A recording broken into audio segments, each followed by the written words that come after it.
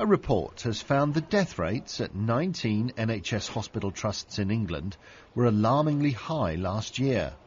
The Dr. Foster Hospital Guide also identified 4 trusts as having unexpectedly high numbers of fatalities where patients developed complications following routine operations. In addition, the research found that tens of thousands of patients incurred avoidable injuries or illnesses while in hospital care. I think it's important for patients who read this report don't panic and think that the quality of care is awful and all that, because it isn't. And in fact, some of the survey data that we get from patients, the NHS gets approval ratings of up at sort of 98%, which is astonishingly good. Tensions are growing in South Korea after artillery fire was heard near an island that was shelled last week by North Korea. South Korea's military have confirmed that no shells landed on Yeonpyeong. North Korea say they will deal a merciless blow against any provocation and take action if there's any violation of their territorial waters. America and South Korea have been holding joint military exercises west of the peninsula.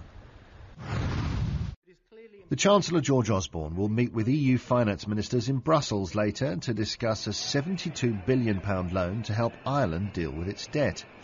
More than 50,000 people marched through the streets of Dublin yesterday to protest against the country's austerity measures. The 4-year plan for recovery was announced by Irish Prime Minister Brian Cowen on Wednesday. Employers are being urged to provide breastfeeding areas for mothers with babies. The government says there should be facilities to express milk and store it for use later. Ministers also want bosses to give mums greater flexibility over when they take breaks, enabling them to go home and breastfeed. There's no let-up in the big freeze, as forecasters warn the conditions could last well into next week. This was the scene around Norwich yesterday. Parts of the country have seen well over a foot of snow, with bitter winds and temperatures dipping below -10. Eastern parts will bear the brunt of more wintry weather today, with Northumberland and northern and eastern Scotland the worst hit areas so far.